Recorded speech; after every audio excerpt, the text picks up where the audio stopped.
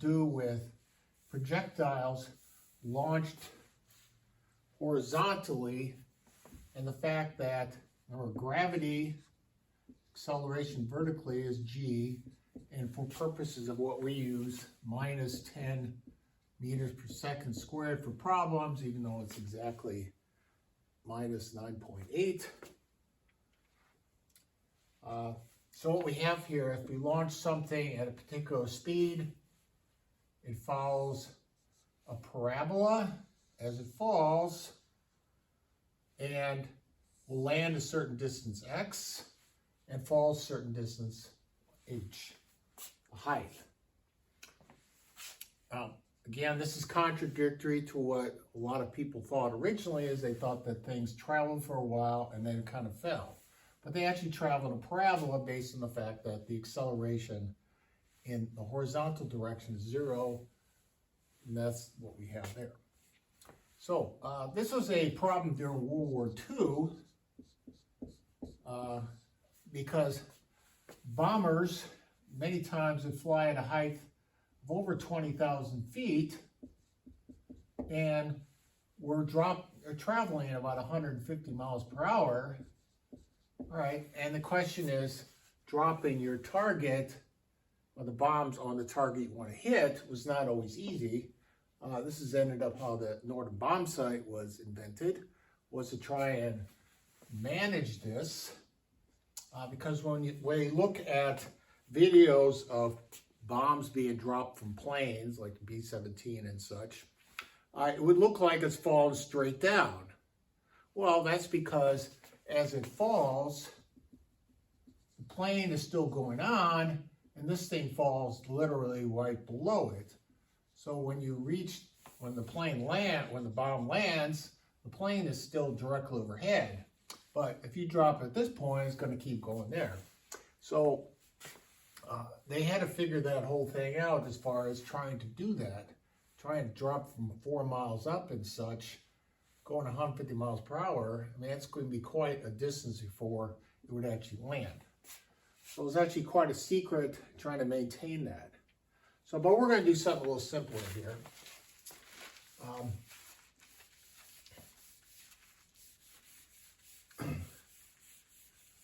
And what we're going to look at is an example similar to the book.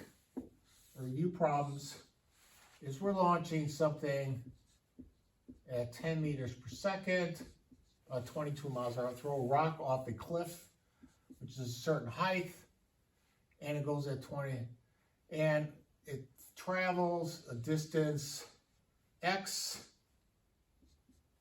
and in this case, say it takes 5 seconds for it to hit the ground. Okay? Question would be, all right, how far does it fall? How far does it travel, I should say, and how far does it fall? All right, now in the easy part, again, in the horizontal direction, x is just the distance. When acceleration is 0, we have velocity is distance over time.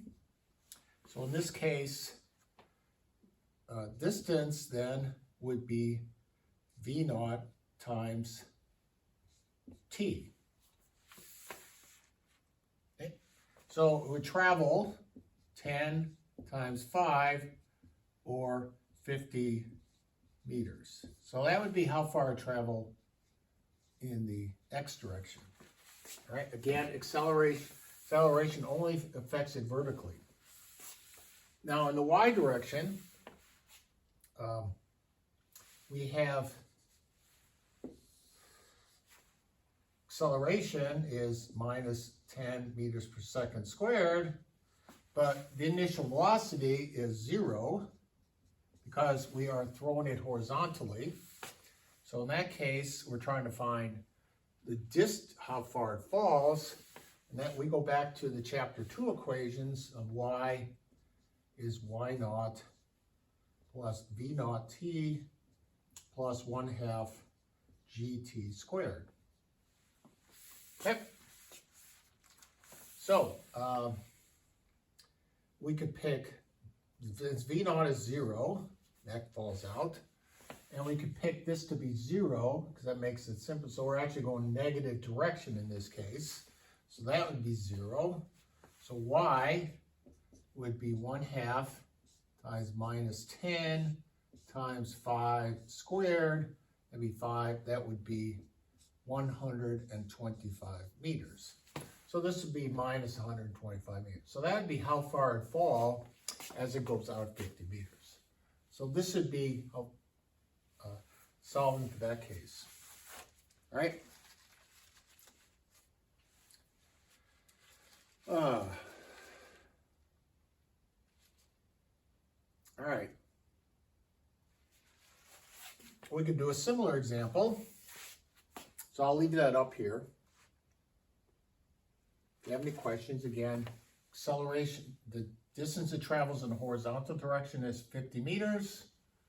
The distance it falls, because we're throwing it horizontally and using acceleration as minus 10 meters per second squared, it falls 125 meters.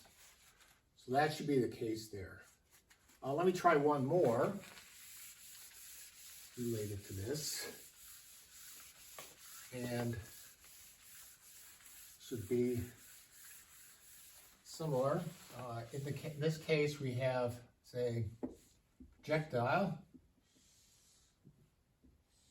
and we throw it at, let's say V naught is again 10 meters per second. It doesn't matter what that is, it just affects the actual distances, but solving the problem is done the same way.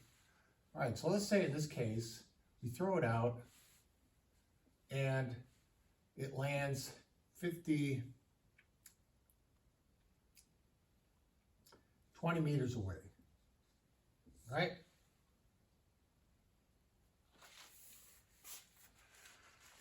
Question, based on this, we could find a couple things. How long does it take for it to fall? And how high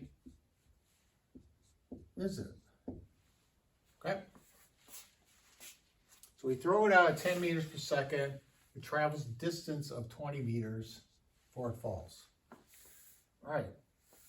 Now again, we have in the horizontal direction, A is 0, V naught is 10 meters per second squared, 10 meters per second.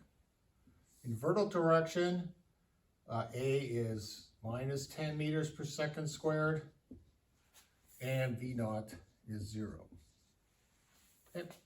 And in both cases, we're going to assume it's starting at 0, 0. Well, we can see here for this part that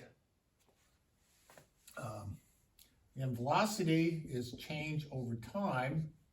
So we would be solving for time then, rearranging this. It would be x over v, divide both sides by v, multiply both, would be t.